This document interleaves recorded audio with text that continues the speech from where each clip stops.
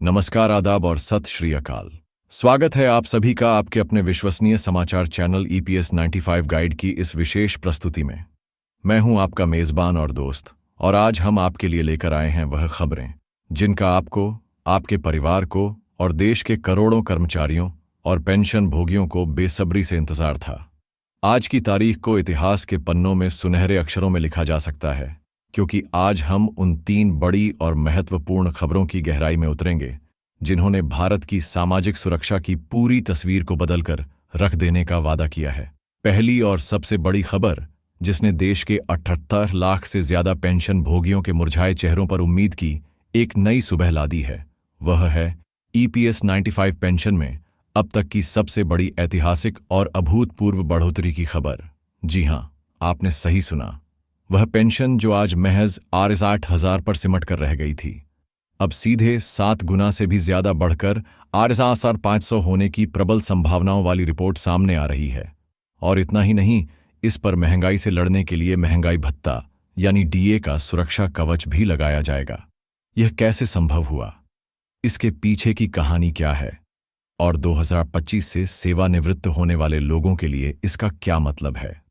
हम इस पर विस्तार से परत दर परत विश्लेषण करेंगे। इसके बाद हम अपनी दूसरी बड़ी पड़ताल की ओर बढ़ेंगे, जो जुड़ी है कर्मचारी भविष्य निधि संगठन यानी EPFO की एक ऐसी जीवन रक्षक योजना से जिसके बारे में शायद बहुत से लोग जानते भी नहीं हैं। हम बात कर रहे हैं EDLI यानी employ deposit linked insurance scheme की। खबरें यह हैं कि सरकार ने इस योजना में कुछ ऐसे क्रांतिकारी बदलाव कर दिए हैं कि अब अगर किसी कर्मचारी के साथ कोई अनहोनी हो जाती है तो उसके नॉमिनी को पूरे 68 लाख का लाभ मिल सकता है। और सबसे चौंकाने वाली बात यह है कि इसके लिए कर्मचारी के PF खाते में चाहे एक भी पैसा ना हो, चाहे खाता बिल्कुल शून्य क्यों ना हो। ये कैसे मुमकिन है? किन शर्तों में डील दी गई है? और इसका सीधा सीधा फायदा करोड़ों कर्मचारियों के परिवारों को कैसे मिलेगा? हम इस जीवन रक्षक बदलाव की हर बारीकी को आपके सामने रखेंगे, और अंत में हमारी तीसरी और बेहद महत्वपूर्ण खबर उन लाखों कर्मचारियों से जुड़ी है जिन्होंने सुप्रीम कोर्ट के ऐतिहासिक फैसले के बाद उच्च पेंशन के लिए आवेदन किया था। एक बहुत बड़ी रिपोर्ट सामने आई है जिसमें यह दावा किया गया है कि EPFO ने 15 लाख आवेदनों में से 1-2 लाख नहीं, बल्कि पूरे 11 लाख आवेदनों को खारिज कर दिया है। यह एक चौंकाने वाला आंकड़ा है। आखिर इतने बड़े पैमाने पर आवेदन क्यों खारिज हुए? वह कौन सी गलतियां थी जो कर्मचारियों को भारी पड़ गई?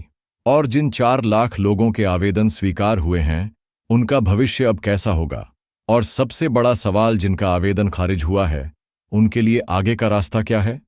तो बने रहिए हमारे साथ अगले कुछ मिनटों के लिए, क्योंकि यह सिर्फ एक न्यूज़ बुलेटिन नहीं, बल्कि आपके अधिकारों, आपकी मेहनत की कमाई और आपके भविष्य से जुड़ा एक संपूर्ण विश्लेषण है।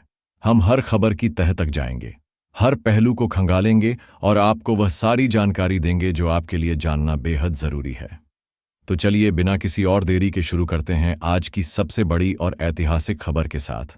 EPS 95 पेंशन R8000 के दौर का अंत, RC पार 500 के नए युग का आगाज। कल्पना कीजिए एक ऐसे सेवानिवृत्त कर्मचारी की जिसने अपनी जिंदगी के 30 से 40 साल किसी फैक्ट्री में, किसी दफ्तर में, किसी कंपनी में अपनी मेहनत और पसीने से सींचे हैं, इस उम्मीद में कि जब वह बूढ़ा होगा, जब उसके हाथ पैर काम करने लायक नहीं रहेंगे, तो सरकार की पेंशन योजना उसके बुढ़ापे की लाठी बनेगी।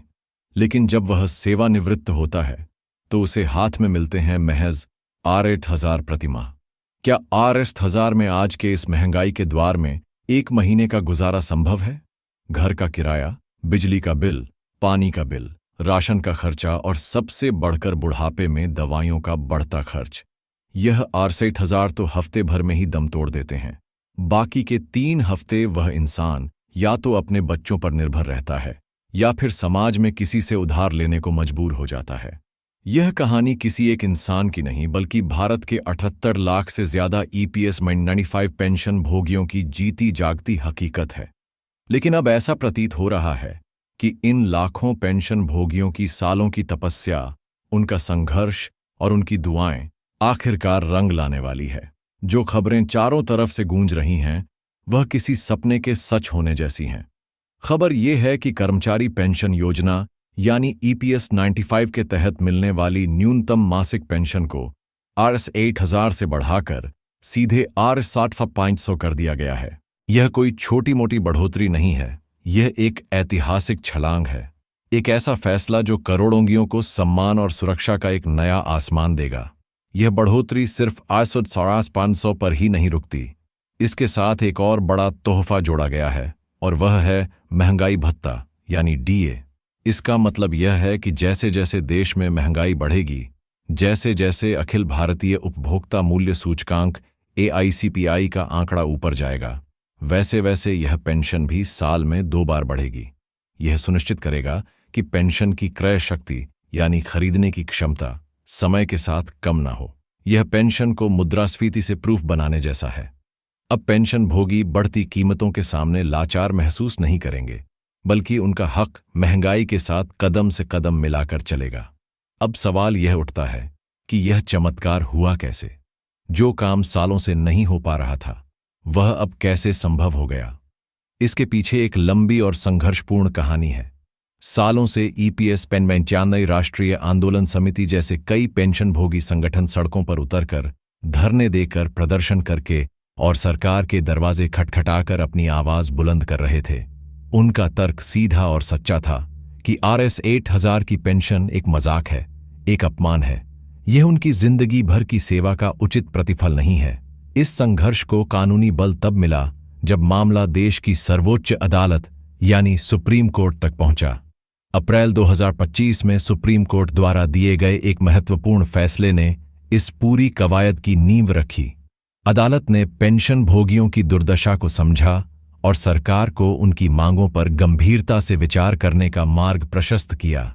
इसी न्यायिक हस्तक्षेप और पेंशन भोगी यूनियनों के अथक दबाव का मिलाजुला परिणाम आज इस बड़ी खबर के रूप में हमारे सामने है। यह जीत उन लाखों पेंशन भोगियों की है जो बढ़ती उम्र और घटती आय के दोहरे बोझ तले दबे हुए थे, जो सेवानिवृत्त लोग हैं, जो पेंशनर्स हैं। उनकी खुशी का आज कोई ठिकाना नहीं है। यह बदलाव उनके लिए सिर्फ पैसा नहीं है, यह उनके लिए सम्मान है, यह आत्मनिर्भरता है और यह इस बात का यकीन है कि उनकी सालों की कड़ी मेहनत को आखिरकार पहचाना गया है। यह फैसला बेहतर जीवन का एक ठोस वादा है। अब बात करते हैं कि यह नई पेंशन प्रणाली काम कैसे करेगी और आपको यानी पेंशन भोगियों को इसका लाभ उठाने के लिए क्या करना होगा। सबसे अच्छी और राहत की बात यह है कि जो खबरें सामने आ रही हैं, उनके अनुसार आपको इस बढ़ी हुई R7500 की पेंशन के लिए कोई नया आवेदन या फॉर्म भरने की जरूरत नहीं है। यह प्रक्रिया पूरी तरह से स्वचालित यानी ऑटोमेटिक होगी।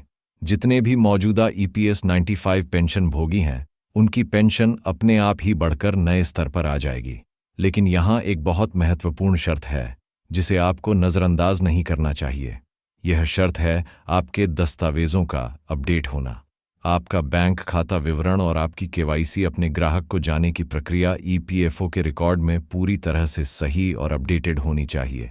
अगर ऐसा नहीं है तो आपकी बढ़ी हुई पेंशन आप तक पहुंचने में अनावश्यक देरी हो सकती है या वह अटक भी सकती है।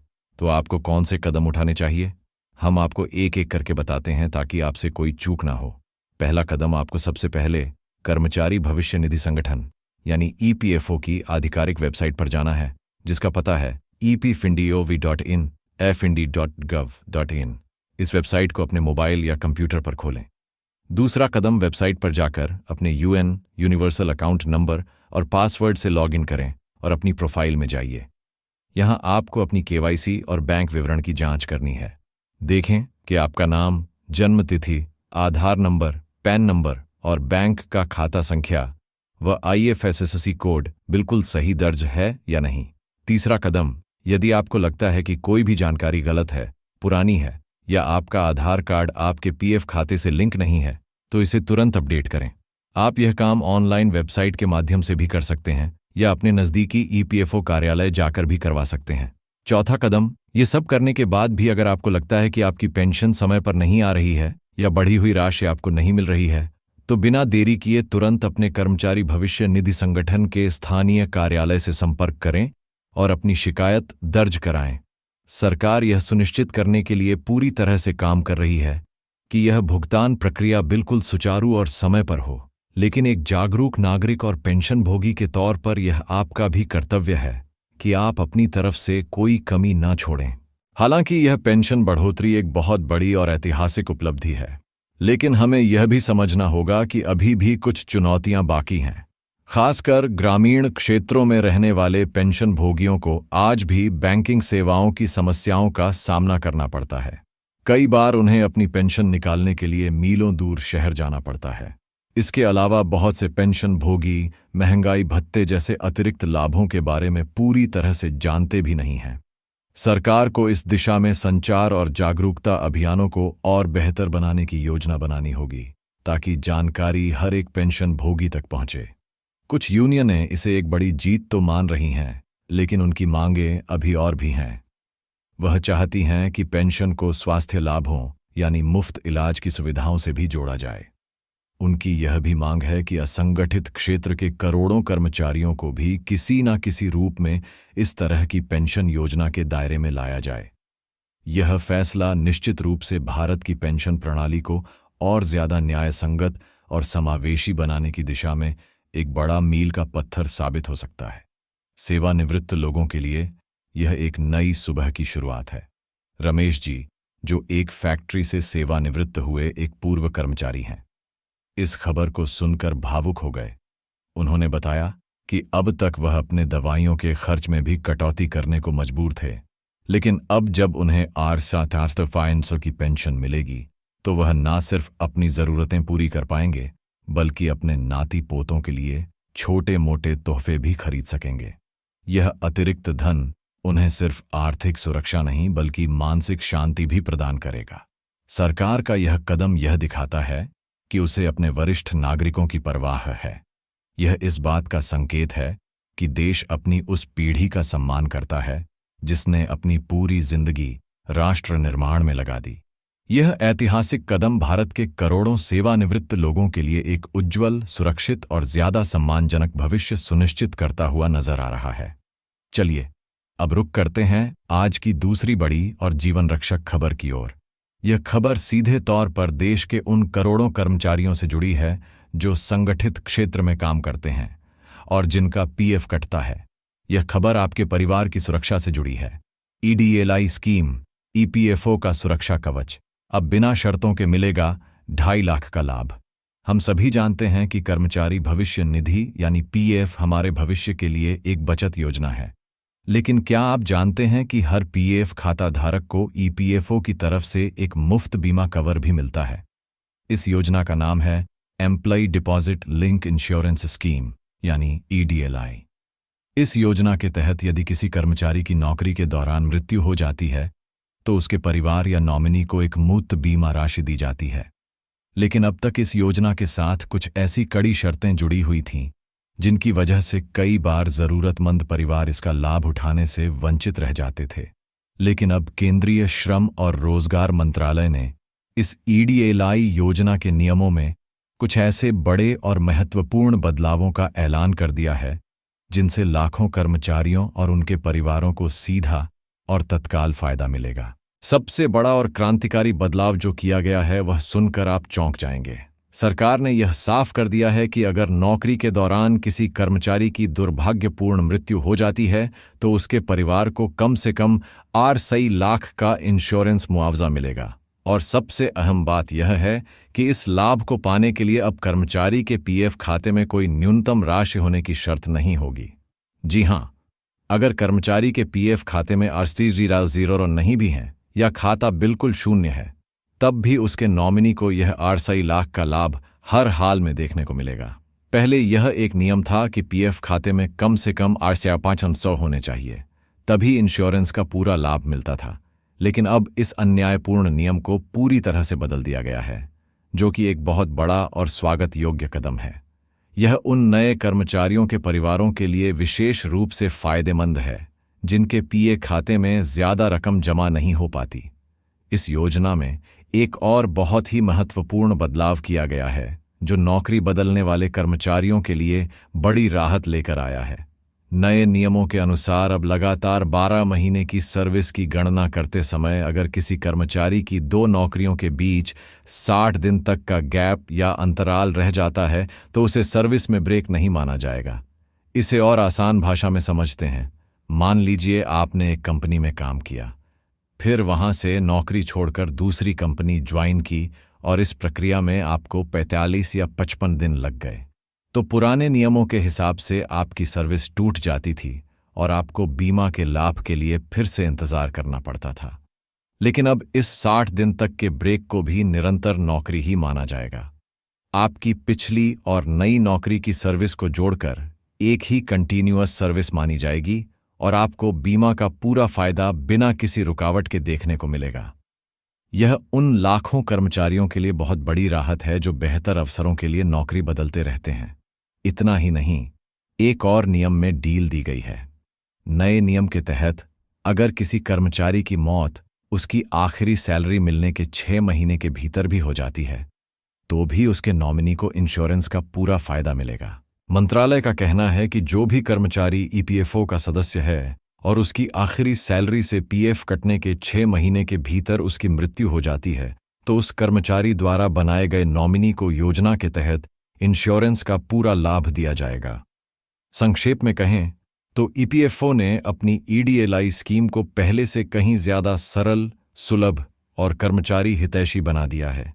यह बदलाव सुनिश्चित करेंगे कि किसी भी कर्मचारी के परिवार को उसकी असमय मृत्यु के बाद दर दर की ठोकरें न खानी पड़े और उन्हें एक सम्मानजनक आर्थिक सहायता तुरंत मिल सके। यह वास्तव में सामाजिक सुरक्षा की दिशा में एक बहुत बड़ा और सराहनीय कदम है। और अब हम आते हैं अपनी तीसरी और आज की सबसे ज्यादा चौंकाने वाली खबर पर। यह खबर उन लाखों कर्मचारियों की उम्मीदों और निराशाओं से जुड़ी है जिन्होंने उच्च पेंशन के लिए आवेदन किया था।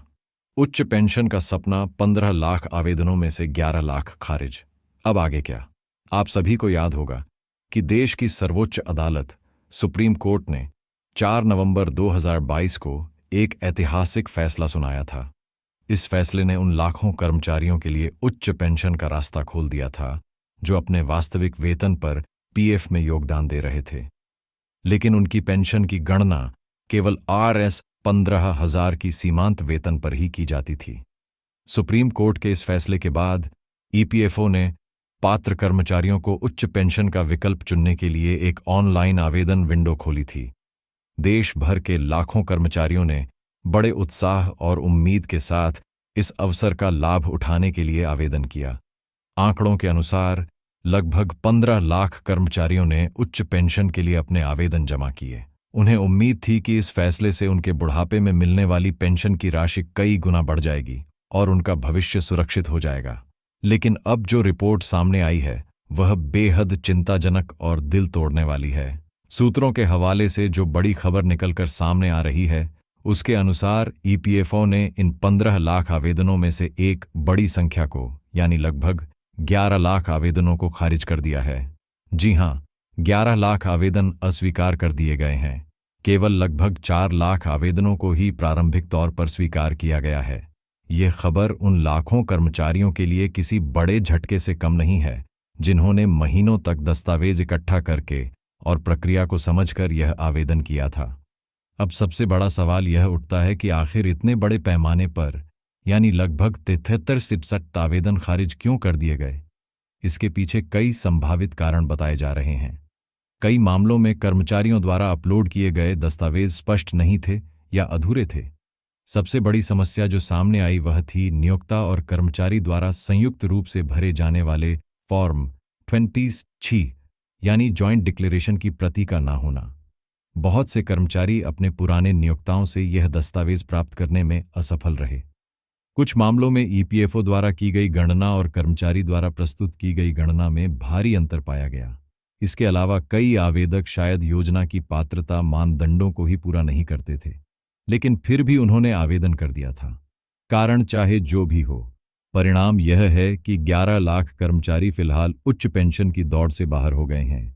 तो अब सवाल यह है कि जिन कर्मचारियों के आवेदन खारिज हो गए हैं उनके लिए आगे का रास्ता क्या है?